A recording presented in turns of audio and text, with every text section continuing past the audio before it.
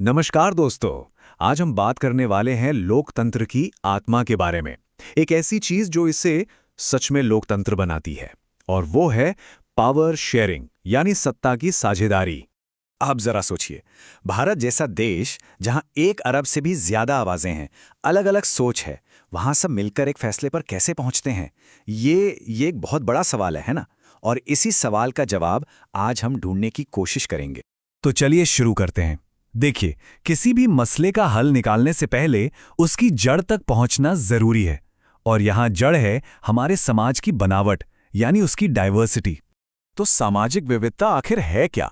सीधी सी बात है, जब एक ही देश में, एक ही समाज में अलग अलग धर्म, भाषा और जाति के लोग साथ रहते हैं। भारत को ही देख लीजिए, ये तो जैसे एक खूबसूरत गुलदस्ता है जिसमें हर तरह के फूल हैं। लेकिन यहां एक पेच है। जब यही अंतर, यही विविधताएं एक दूसरे के खिलाफ खड़ी हो जाती हैं, जैसे अमीर गरीब का फर्क या जाति का भेद, तब ये सामाजिक विभाजन बन जाता है। और यहीं से लोकतंत्र के लिए असली चुनौती खड़ी होती है। तो फिर इसका हल क्या है? इस टकराव को कैसे रोका जाए? जवाब एक ही है, सत्ता की साझेदारी। और ये सिर्फ कोई किताबी बात नहीं है, ये एक लोकतंत्र को चलाने के लिए बेहद जरूरी है। इसके पीछे ना दो बहुत ही ठोस वजह हैं।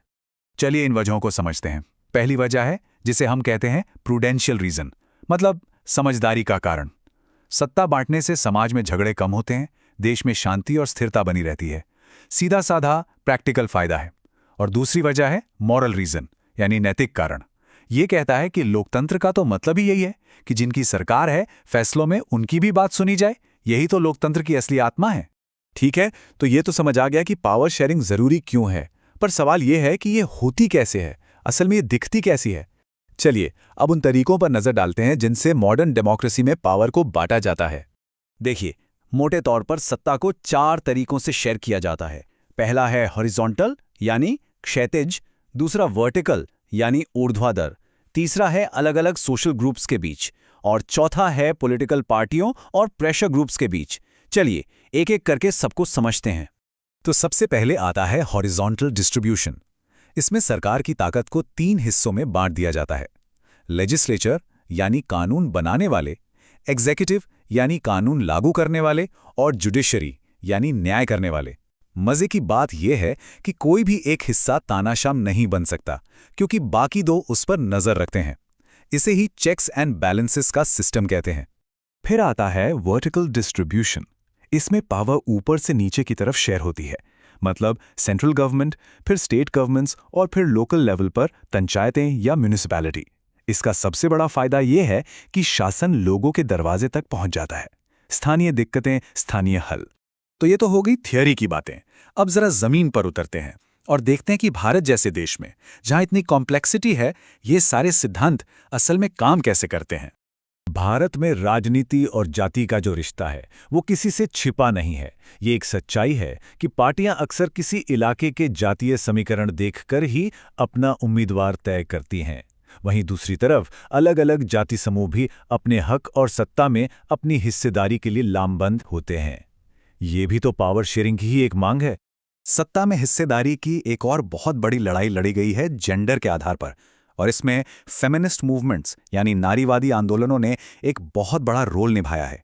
उन्होंने महिलाओं के लिए बराबर के राजनीतिक हक की आवाज बुलंद की।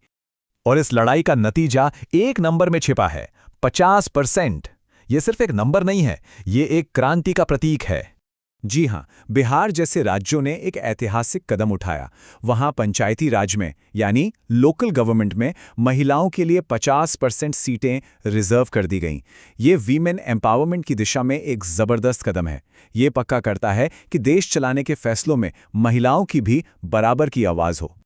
लेकिन जब पावर शेयरिंग का ये आइडिया फेल हो जाता है तो क्या होता है? तब जन्म लेती है सांप्रदायिकता जैसी खतरनाक सोच। मतलब जब कोई एक धर्म खुद को दूसरों से बेहतर समझने लगे और राजनीति का इस्तेमाल सिर्फ अपने फायदे के लिए करने लगे, ये समाज के ताने बाने के लिए बहुत बड़ा खतरा है। तो सांप्रदायिकता का जवाब क्या है? इसका लोकतांत्रिक जवाब है एक सेक्युलर स्टेट, एक धर्मनिरपेक्ष राज्य जैसा भारत है। यहां देश का अपना कोई मजहब नहीं है। हर नागरिक को आजादी है कि वो किसी भी धर्म को माने या ना माने। ये भी एक तरह की पावर शेयरिंग ही है जो हर धार्मिक समूह को सुरक्षा देती है। तो घूम फिरकर हम वापस उसी बात पर आ गए जहां से हमने शुरुआत की थी, सत्ता की साझेदारी। ये कोई राजनीतिक सौदा या मजबूरी नहीं है, ये लोकतंत्र का दिल है, उसकी आत्मा है। एक बहुत खूबसूरत बात कही गई है, सत्ता की साझेदारी लोकतंत्र को सिर्फ कागजों तक सीमित नहीं रखती, ये इसे लोगों की जिंदगी का हिस्सा बनाती है। जब हर किसी को लगता है कि इस देश को चलाने में उसकी भी हिस्सेदारी है, तभी लोकतंत्र असल में कामयाब होता है। और जाते जाते एक सवाल छोड़कर जा रहे हैं। अपने आसपास देखिए, अपने मोहल्ले में, अपने शहर में, क्या कहीं पावर को शेयर होते हुए देख सकते हैं?